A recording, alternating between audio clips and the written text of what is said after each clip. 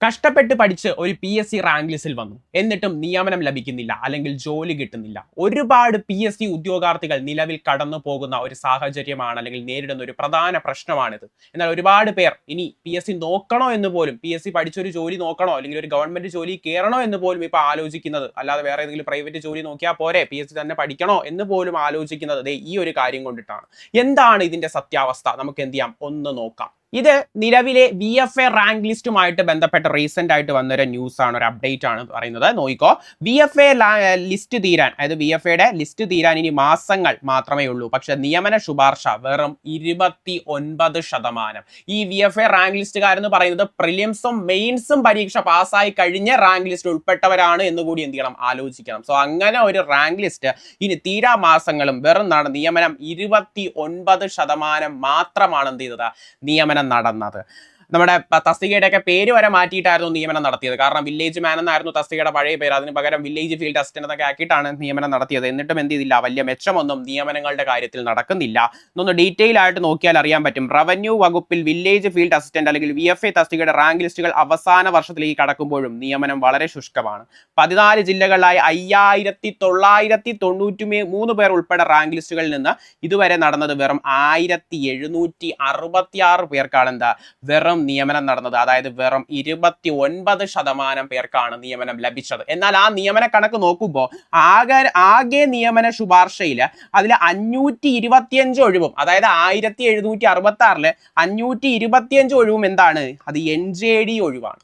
525 ഒഴിവും NJD ഒഴിവാണ്. അതായത് യഥാർത്ഥ നിയമനം വെറും 1241 നിയമനങ്ങളാണ് എന്താ നടന്നത്. പിന്നെ പറയുന്നത് ഏറ്റവും കൂടുതൽ നിയമനങ്ങൾ നടന്നതും അല്ലെങ്കിൽ നിയമനങ്ങൾ കുറവ് നടന്നതും ഉള്ള കാര്യങ്ങളാണ് പിന്നെ പറയുന്നത്. ഇനി നമുക്ക് നോക്കാനുള്ളത് ഇതാണ്.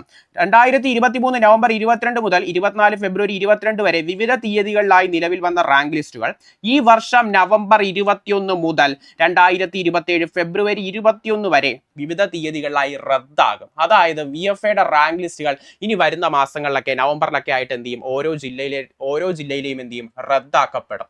സോ ഇനി കുറച്ച് മാസങ്ങൾ കൂടിയേ ഉള്ളൂ ഈ ലിസ്റ്റിന്റെ കാലാവധി എന്ന് പറയുന്നത്. എല്ലാ ജില്ലകളിലെയും അല്ല, കുറച്ച് ജില്ലകളിലെ ലിസ്റ്റ് എന്ത് ചെയ്യും, വരുന്ന മാസങ്ങളിലായിട്ട് എന്ത് ചെയ്യും, റദ്ദാക്കും. പക്ഷെ നിയമനം നോക്കുകയാണെങ്കിൽ വെറും 29% മാത്രമേ നിയമനം നടന്നിട്ടുള്ളൂ. ഓരോ ജില്ല തിരിച്ചുള്ള നിയമനം കൊടുത്തിട്ടുണ്ട്. റാങ്ക് ലിസ്റ്റ് വന്നത് തിരുവനന്തപുരം ജില്ല നോക്കുകയാണെങ്കിൽ 2024 റാങ്ക് ലിസ്റ്റ് ഉൾപ്പെടെ 530 പേരാണ്. 174 പേർക്ക് നിയമനമായി. പക്ഷേ NJD ആണ് അതിൽ 61 പേരും. സോ ഇതാണ് ഈ ലിസ്റ്റിന്റെ നിലവിലെ അവസ്ഥ എന്ന് പറയുന്നത്. അതായത് 2023 നിലവിൽ വന്ന എന്താണ് റാങ്ക് ലിസ്റ്റുകളൊക്കെ അല്ലെങ്കിൽ ജില്ലകളുടെ VFAയുടെ റാങ്ക് ലിസ്റ്റുകളൊക്കെ എന്ത് ചെയ്യും, ഈ വർഷത്തോടെ എന്ത് ചെയ്യും, ക്യാൻസൽ ചെയ്യും. പക്ഷെ അവിടെയൊക്കെ നോക്കുകയാണെങ്കിൽ നിയമനങ്ങൾ വളരെ കുറവാണ്. നിങ്ങൾക്ക് നോക്കിയാൽ മനസ്സിലാവും. സോ നിയമനം VFAയുടെ കാര്യത്തിൽ എന്താണ്, വളരെ കുറവാണ്. എന്നാൽ വേറൊരു കാര്യം കൂടി അവർ പറയുന്നുണ്ട്. നമ്മുടെ അത് തന്നെ കൃത്യമായിട്ട്, അതായത് പേര് മാറ്റിയെങ്കിലും തസ്തിക സൃഷ്ടിച്ചാലോ നിയമനത്തിലോ മെച്ചമൊന്നും ഉണ്ടായിട്ടില്ല. പുതിയ ഒഴിവ് സൃഷ്ടിക്കാൻ കർശന നിയന്ത്രണം തുടരുകയാണ്. വിരമിക്കൽ ഒഴിവ് മാത്രമാണ് എന്ത് ചെയ്യുന്നത്, ഇപ്പോൾ റിപ്പോർട്ട് ചെയ്യുന്നത്. അതുതന്നെ കൃത്യമായി PSCയിൽ റിപ്പോർട്ട് ചെയ്യുന്നില്ലെന്നും എന്ത് ചെയ്യുന്നുണ്ട്, ഉദ്യോഗാർത്ഥികൾ പരാതിപ്പെടുന്നുണ്ട്. സോ ഇപ്പോഴത്തെ അവസ്ഥകളുടെ ഇതൊക്കെയാണ്. ഇതൊന്ന് മനസ്സിലാക്കി തരാനാണ് ഞാൻ ഈ ഒരു റാങ്ക് ലിസ്റ്റ് കാണിച്ചത്. ഇപ്പോൾ വന്ന റീസെന്റ് ആയിട്ടുള്ള VFAയുടെ ഈ ഒരു അവസ്ഥയുടെ ഒരു റാങ്ക് ലിസ്റ്റ്. ഇത് VFAയുടെ മാത്രം കാര്യമല്ല, VFA എന്ന ആ ഒരു പരീക്ഷയുടെ മാത്രം കാര്യമല്ല ഈ ഒരു അവസ്ഥ എന്ന് പറയുന്നത്. നിലവിലുള്ള LDC റാങ്ക് ലിസ്റ്റ് 503/2023 നിലവിലുള്ള LDC റാങ്ക് ലിസ്റ്റിന്റെ അവസ്ഥ നോക്കുകയാണെങ്കിൽ ഇതിലും മോശമാണ് LDC റാങ്ക് ലിസ്റ്റിന്റെ അവസ്ഥ എന്ന് പറഞ്ഞത്. അതിൽ ഏറ്റവും കൂടുതൽ നിയമനം സാധാരണ LDCയിൽ നടക്കാറുള്ള തിരുവനന്തപുരം ജില്ലയിൽ ഇതുവരെ നടന്ന ആകെ നിയമനം എന്ന് പറയുന്നത് വെറും 58 നിയമനമാണ്. അതിൽ മെയിൻ ലിസ്റ്റിലും സപ്ലിമെന്ററി ലിസ്റ്റിലും കൂടി നോക്കിയാൽ ഏകദേശം 2000-ന് മുകളിൽ വിദ്യാർത്ഥികളുണ്ട്. സോ അങ്ങനെയുള്ള ഒരു ലിസ്റ്റിലാണ് വെറും 58 പേർക്ക് ഈ ഓഗസ്റ്റ് ആവുമ്പോൾ ലിസ്റ്റിന്റെ കാലാവധി 1 വർഷം തികയും. സോ അവിടെ നടന്ന നിയമനം നോക്കുകയാണെങ്കിൽ വെറും 58 പേർക്കാണ് നിയമനം ലഭിച്ചത്. ഏത് ജില്ല, വേരിയസ് LDCയുടെ ഏത് ജില്ലയിലെടുത്താലും ഇതൊക്കെ തന്നെയാണ് നിയമനം എന്ന് പറയുന്നത്.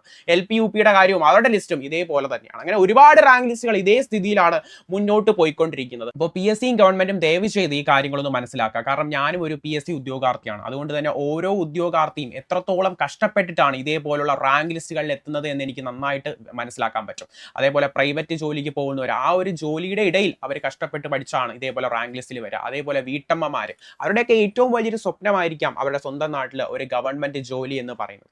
അതുകൊണ്ട് തന്നെ ഇതേപോലുള്ള റാങ്ക് ലിസ്റ്റുകളിലെ നിയമന നില കുറച്ചുകൂടി ഒന്ന് വേഗത്തിലാക്കണം. കാരണം ഇനിയും ഇത് കണ്ടില്ല എന്ന് വെക്കരുത്. കാരണം ഒരുപാട് പേരുടെ സ്വപ്നമാണ് ഈ ഗവൺമെന്റ് ജോലി എന്ന് പറയുന്നത്.